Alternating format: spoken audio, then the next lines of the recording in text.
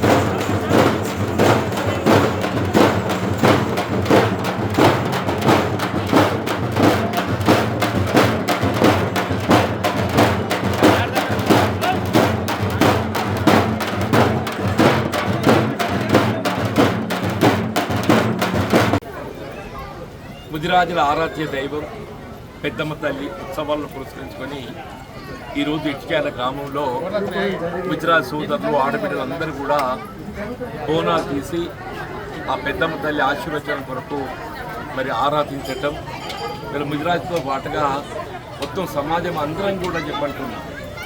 ఒక విధంగా పెద్దమ్మ తల్లి మనకందరికీ ఆత్మవిశ్వాసం ధైర్య సాహసాలు ఉండేది ఆ పెద్దమ్మ తల్లి అని చెప్పండి. ఇలా ముదిరాజు సోదరులు కాయ కష్టానికి ప్రతీక, ఒక విధంగా శౌర్యాన్ని కూడా ప్రతీక అని చెప్పంటున్నాం.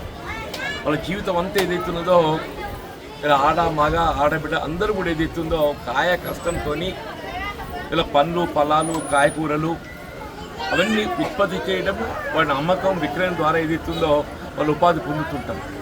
మరి అటువంటి ఒక ముదిరాజు సోదరుల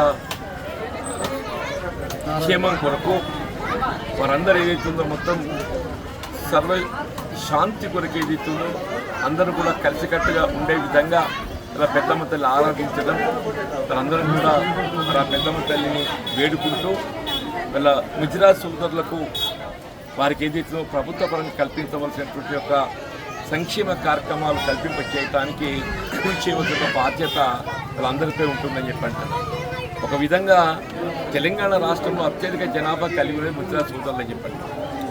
అటువంటి ముదిరాజు సోదరులకు ప్రభుత్వ పరంగా విద్యా ఉద్యోగాలలో వారికి ఆశించిన మేరకు ఏదైతుందో అవకాశాలు లభించకపోవడం కొంత బాధాకరమని చెప్పంటుంది.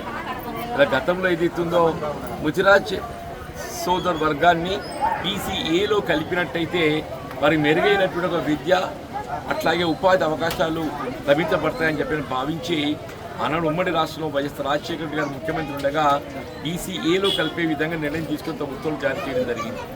తదుపరి కాలంలో అది న్యాయస్థానాలలో నిలిచిపోవటం, ఇంతవరకు కూడా అది అమలుకు నోచుకోకపోవడం కొంత బాధాకరం. ఇలా తెలంగాణ రాష్ట్రం ఏర్పడ్డ తదుపరి కేసీఆర్ గారు ప్రత్యేకంగా చెప్పంటున్నాను, ముఖ్యంగా బలహీన వర్గాల సంక్షేమాన్ని కాంక్షించి కులవృత్తులను ప్రోత్సహించే విధంగా అది ఏ కులవృత్తిని కానివ్వండి చెప్పంటారు, వీళ్ళు గీతా కార్మికులు అని చెప్పంటున్నాను, వాళ్ళ కులవృత్తిని ప్రోత్సహించే విధంగా మత్స్య కార్మికులు వాళ్ళ కులవృత్తిని ప్రోత్సహించే విధంగా ఏదైతుందో వాళ్ళ వృత్తిపై వారికే అటువంటి హక్కులు కల్పింప చేయబడే విధంగా ప్రభుత్వ పరంగా చర్యలు చేపట్టడం, వారికి తోడ్పడటం మనం గమనిస్తున్నాం.